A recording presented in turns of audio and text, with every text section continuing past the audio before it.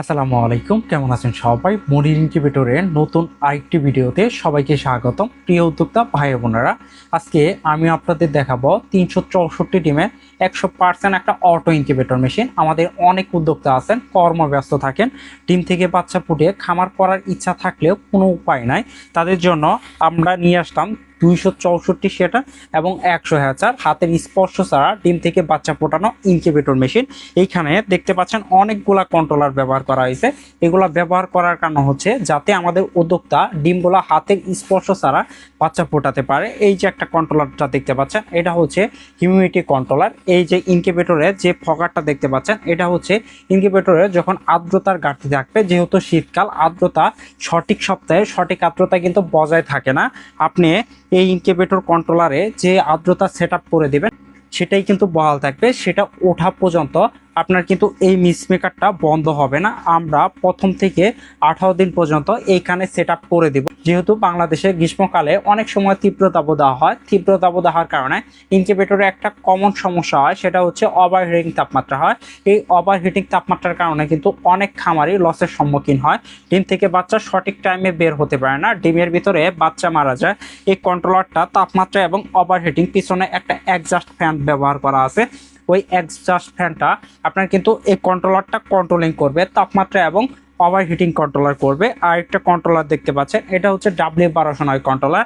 যেহেতু বাংলাদেশে প্রচুর পরিমাণ বিদ্যুৎ সমস্যা, বিদ্যুৎ চলে গেলে সহজে আসতে চায় না, এজন্য আমরা এসি প্লাস ডিসি সিস্টেম রাখছি যেন কারেন্ট ব্যাটারি উভয় মাধ্যমে চালাইতে পারেন। আর এগুলা যেহেতু ককশিট বডি ইনকিউবেটর মেশিন, এমনিতেও 10 থেকে 12 ঘন্টা টানা বিদ্যুৎ না থাকলে কোনো প্রকার সমস্যা হবে না, এমনিতেই চালাইতে পারবেন। অনেক মোটা এবং শক্ত বক্স ব্যবহার করা হয়েছে।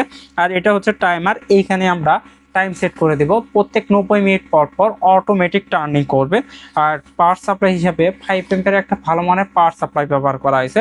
ভিতরে যদি আপনি অংশটা দেখেন, 2টা লাইট এবং 2টা ফ্যান ব্যবহার করা হয়েছে। ভালো মানের 2টা ফ্যান দেওয়া হয়েছে। এই 2টা ফ্যান সব জায়গাতে সমান টেম্পারেচারটা ছড়ায় দিবে। এজন্য আমরা সবচাইতে হাই স্পিড যে ফ্যানগুলো আছে ওই ফ্যানগুলো ব্যবহার করার চেষ্টা করি। আর 2টা লাইট হোল্ডার কেন ব্যবহার করা হয়েছে, যেহেতু শীতকালে আপনার অনেক ওয়াটের, যেমন 60 ওয়াট বা 100 ওয়াটের বাল্ব ব্যবহার করলে তাপমাত্রা উঠে না। একটা যদি লাইট হোল্ডার থাকে সেক্ষেত্রে কিন্তু তাপমাত্রা উঠবে না, এজন্য 2টা লাইট হোল্ডার দেওয়া হয়েছে। আপনি 60 ওয়াট 120 ওয়াট দিলে আপনার সব জায়গাতে সমান টেম্পারেচারটা নিয়ে আসতে পারবেন। আর এই যে ফ্রেমগুলো দেখতে পাচ্ছেন, এগুলো সম্পূর্ণ বডিটাই আমরা রং করে দিই যেন সহজে মরিচা না আসে। আর ইনকিউবেটরে কিভাবে ডিম বসাবেন, ডিমের চোখ অংশটা সবসময় নিচের দিকে বসাবেন, তা না হলে আপনার ডিম থেকে বাচ্চা কখনো ফুটে বের হবে না। আর এই র্যাকটা অটোমেটিক মুভমেন্ট হবে প্রত্যেক 90 মিনিট পর পর। আমরা এখানে টাইমটা সেট করে দেব। দেখেন, আমি যদি একটু দেখানোর চেষ্টা করি কিভাবে র্যাকটা অটো মুভমেন্ট হয়, আপনি দেখলে খুব সহজে বুঝতে পারবেন। এটা খুবই স্মুথভাবে এর একটা কিন্তু অটোমেটিক মুভমেন্ট হবে, খুবই স্মুথভাবে।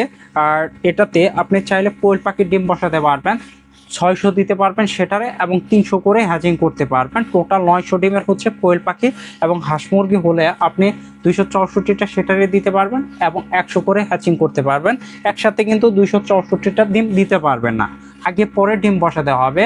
আপনার আজকে যেমন 100 ডিম বসালেন, আবার 5 দিন পরে 100 ডিম বসাবেন, এভাবে আপনি কিন্তু পর্যায়ক্রমে এখানে হ্যাচিং করতে পারবেন।